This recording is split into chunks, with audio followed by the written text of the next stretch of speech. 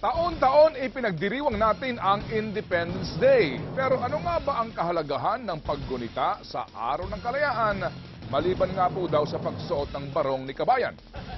Nag-ikot po ang news team para alamin kung ano ang ibig sabihin ng araw na ito sa pangkaraniwang Pinoy. Nagpapatrol, Doris Bigornia. Marami ang tila bagsak ang grado pagdating sa history.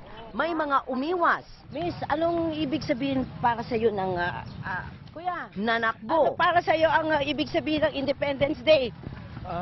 Teka lang, huwag ka nang tumakbo. Hindi ko na ako makahabol. Sandali lang.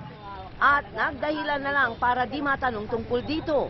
Ma'am, may ginagawa pa ako eh. Mamaya. Merong aminadong nakalimutan na niya kung ano ang Independence Day. Pasensya na po kasi hindi ko po talaga alam. Meron ding pilit inalala kung ano nga ba ito. Kalayaan eh.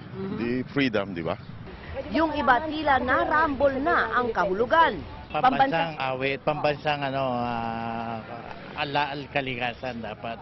Kailangan lahat tayo tinataguyod natin yung wikang Pilipino.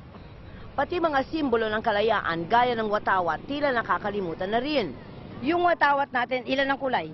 Tatlo po, ma'am. Ano yan? Yellow, blue, red. Pag nasa taas ang pula, ano ibig sabihin? Pinaka-Valentine Day. Aming ligaya ng...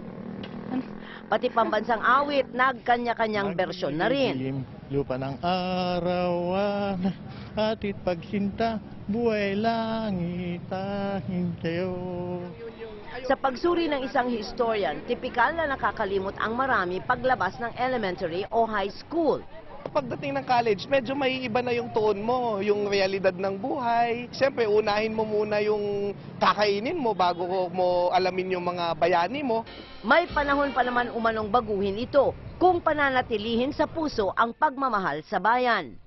Di naman kailangang ikahiya kung minsan ay sablay na ang iyong kaalaman sa ating kasaysayan. Ang payo lang ng mga historiador, panatilihin ang pagmamahal sa bayan at dun hugutin ang interes na pagyamanin ang kaalaman at diwang makabayan. Doris Bigornia, Patrol ng Pilipino.